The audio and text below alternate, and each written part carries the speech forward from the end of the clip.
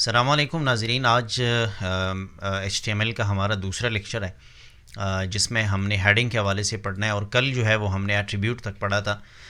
आज हमने इसमें हेडिंग्स जो है स्टार्ट करना है। अच्छा जी, हेडिंग हमारे पास टोटल 6 हेडिंग्स है।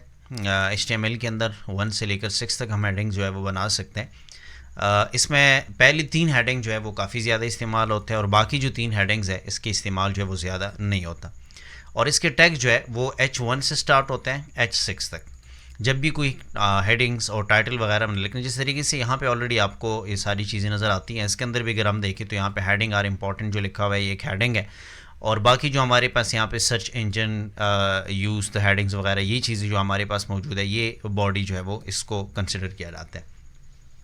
अच्छा, बुनियादी तौर पे हेडिंग जो है वो यहाँ पे सारी चीज़ें आपको नज़र आ रही होगी कि HTML हेडिंग आर टाइटल्स और सब titles that you want to display on a web page. इसमें एक बुनियादी पॉइंट जो है वो ये है कि नीचे जो हेडिंग की इंपॉर्टेंस है वो यहाँ पे डिस्कस की जा रही है। ये काफ़ी ज़्यादा इंपॉर्टेंट चीज़ है क्योंकि जब हम सर्च इंजन पे कोई चीज़ सर्च करते हैं तो वो हमेशा के लिए हेडिंग से सर्च की जाती है। इंटरनेट के अंदर जो एल्गोरिदम लगा होता है तो ये बॉडी टेक्स्ट को इतना ज़्यादा सर्च नहीं करते जितने इसके हेडिंग जो है वो सर्च करते हैं। तो ये जो H1 से लेकर H6 तक जो हेडिंग हम यूज़ करते हैं ये SEO के लिए भी काफ़ी ज़्यादा इंपॉर्टेंट है क्योंकि वहाँ पे सर्चिंग बुनियादी तौर पे होती है वो हेडिंग के बेस पे होती है। अब हेडिंग का यूज़ करना, search engine used the heading to index the structure and content of your page. Web page में हमारे पास जो कंटेंट होता है उसकी बुनियाद पे यहाँ पे जो हेडिंग जो है वो डेटा को सर्च कर देते हैं। और आगे भी अगर इसको आप सर्च करेंगे तो ये चीज़ जो है इसमें काफ़ी ज़्यादा इम्पॉर्टेंट है। इसमें सबसे बड़े साइज़ का जो हेडिंग है वो H1 है और सबसे छोटे साइज़ का जो हेडिंग है वो H6 है और दरमियान की जितनी भी हेडिंग्स है वो फिर एक दूसरे से जो है वो छोटे हो गए।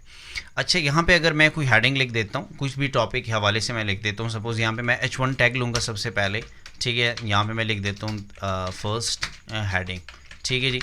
ये हमारे पास यहाँ पे फर्स्ट हेडिंग मैंने लिखा और इसके बाद अगर कोई पी टैग को लगा के पैराग्राफ आगे हम पढ़ेंगे और यहाँ पे भी आप समझने की कोशिश कर ली, पी टैग को जो है वो पैराग्राफ के लिए हम इस्तेमाल करते हैं।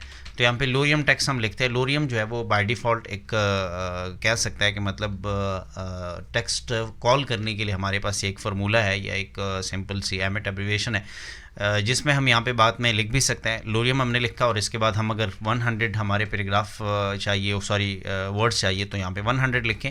अगर 200 चाहिए तो यहाँ पे आप 200 लिख के एंटर करेंगे तो ये जाहिर सी बात है कि यहाँ पे हमारे पास काफ़ी टेक्स्ट आ गए। इसको हम सेलेक्ट करने के बाद यहाँ पे डॉक्यूमेंट जो है फॉर्मेट डॉक्यूमेंट पे क्लिक करके हम यूँ भी पैराग्राफ फॉर्म में बना सकते हैं। अच्छा, इसके बाद हम इसको अगर रिफ़्रेश करते हैं तो रिफ़्रेश करने के लिए यहाँ पे आते हैं जनाब।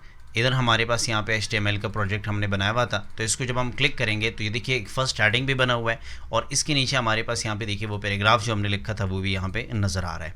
तो इसी तरह अगर हम चाहे तो दूसरा हेडिंग भी बना सकते हैं। नीचे आके यहाँ पे हेडिंग 2 लिख सकते हैं जिससे हम H2 लिखेंगे। तो यहाँ पे मैं लिख देता हूँ कि this is second, yes definitely second heading में लिख देता हूँ, ठीक है जी।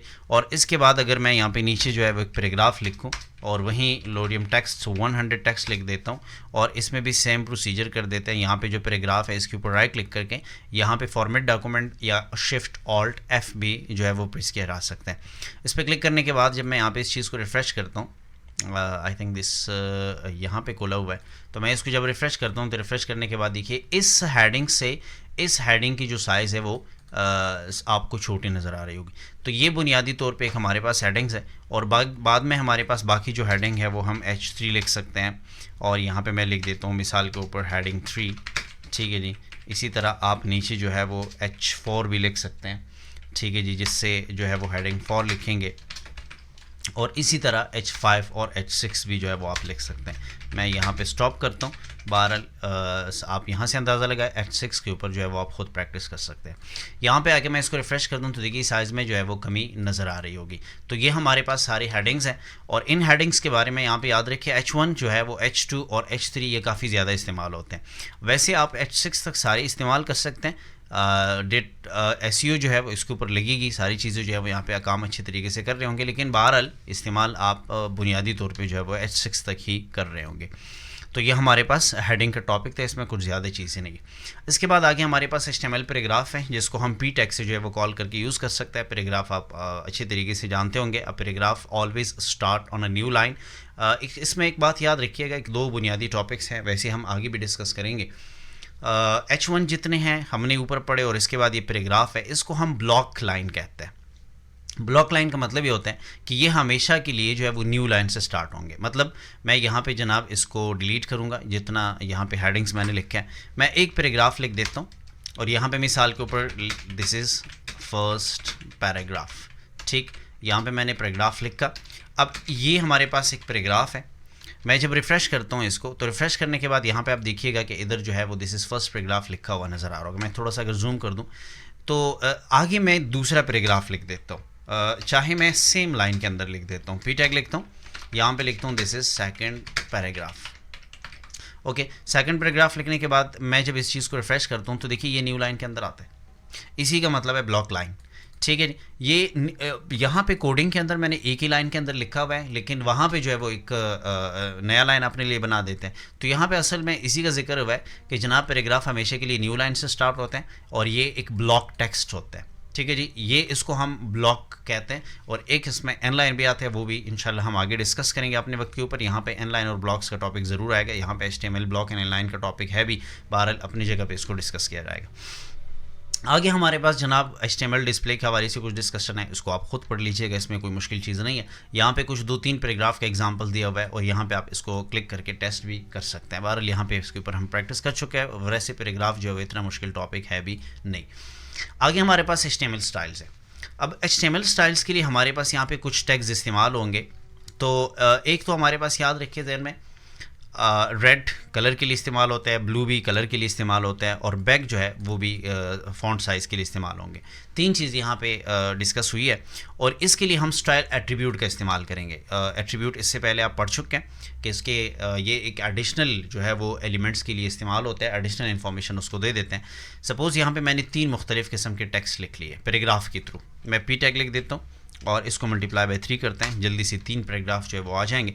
सबसे पहले मैं लिख देता हूँ कि मिसाल के ऊपर यहाँ पे लिखते हैं आई एम रेड, लाइक वहाँ पे किस तरीके से लिखा गया। यहाँ पे लिखता है कि जनाब आई एम ब्लू। ओके, इधर लिखता है कि मिसाल के ऊपर आई एम बिग। ओके जी, तो यहाँ पे मैंने लिख लिया, ये चीज़ें मैंने लिखें। अब इसको लिखने के बाद मैं यहाँ पे स्टाइल एट्रीब्यूट का यूज़ करता हूँ। इधर जो है मैं यहाँ पे इसको रिफ़्रेश करता हूँ। रिफ़्रेश करने के बाद I am red, I am blue, I am B, यहाँ पे BIG लिखेंगे जिससे बैक बनेगा। तो अब यहाँ पे जनाब 3 चीज़ें लिख चुका हूँ। यहाँ पे ये याद रखिएगा, ये रेड एंड ब्लू, ये यहाँ पे एक वो मैंने इंस्टॉल किया हुआ है प्लगइन्स। आई थिंक यहाँ पे कौन सा है, कलर हाइलाइट्स वाला। यहाँ पे एक हमारे पास जो है वो प्लगइन्स है, या इसको आप एक्सटेंशन भी कह सकते हैं।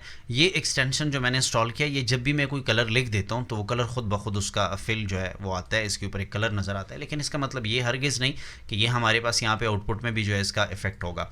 आउटपुट पे जब तक आपने कोई चीज़ कोई स्टाइल एट्रीब्यूट के ज़रिए से या CSS के ज़रिए से इसके ऊपर बाकायदा कोई कलर ना दिया हो, तब तक ये चीज़ जो है वो यहाँ पर इम्प्लीमेंट नहीं हो सकता। बहरहाल मैं यहाँ पर स्टाइल एट्रीब्यूट यूज़ करता हूँ। इसके ऊपर मैं यहाँ पे कलर एट्रीब्यूट यूज़ करूँगा, कलर प्रॉपर्टी यूज़ करूँगा और यहाँ पे वैल्यू जो है वो हम रेडी देंगे। अब इसके ऊपर कलर अप्लाई होगा। यहाँ पे मैं जब इसको करता हूँ रिफ़्रेश, तो रिफ़्रेश करने के बाद आप देखें तो यहाँ पे ये चीज़ जो है वो रेड हो गई।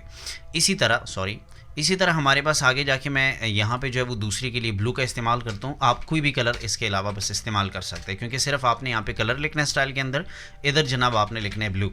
ये ब्लू लिखने के बाद आप जाके इसको रिफ़्रेश करके देखें तो ये वाला नीचे जो सेकंड लाइन है ये ब्लू हो जाएगी। मैं थोड़ा सा मज़ीद जूम करता हूँ ताकि आपको यहाँ पे नज़र आ सकें। और आगे हमारे पास ये बैक टेक्स्ट जो है इसको हम फ़ॉन्ट साइज़ से बढ़ा देंगे। आप यहाँ पे FS लिख सकते हैं जिससे फ़ॉन्ट साइज़ आ जाएगा, जिसको मैं यहाँ पे मतलब 30 पिक्सल दूंगा। जितने भी मैंने देना है वो पिक्सल के हिसाब से मैं यहाँ पे दे सकता हूँ। इसको जब हम रिफ़्रेश करेंगे तो रिफ़्रेश करने के बाद दिस इज़ योर टेक्स्ट। अब मैं यहाँ पे इसको अगर जूम आउट कर दूँ तो देखिए ये 2 हमारे पास काफ़ी छोटे हैं और इसका साइज़ जो है वो मैंने तकरीबन 30 पिक्सल जो है वो किया हुआ है। तो जिसके बुनियाद पे या जिसकी वजह से जो है वो ये चीज़ इसकी साइज़ जो है वो आपको बड़ी नज़र आ रही होगी। तो मेरे हिसाब से आज के लिए ये स्टाइल तक काफ़ी है। फॉर्मेटिंग, कोटेशंस, कमेंट्स वगैरह कल इंशाल्लाह हम थोड़ा सा ज़्यादा काम करना चाहेंगे। ठीक है जी, शुक्रिया।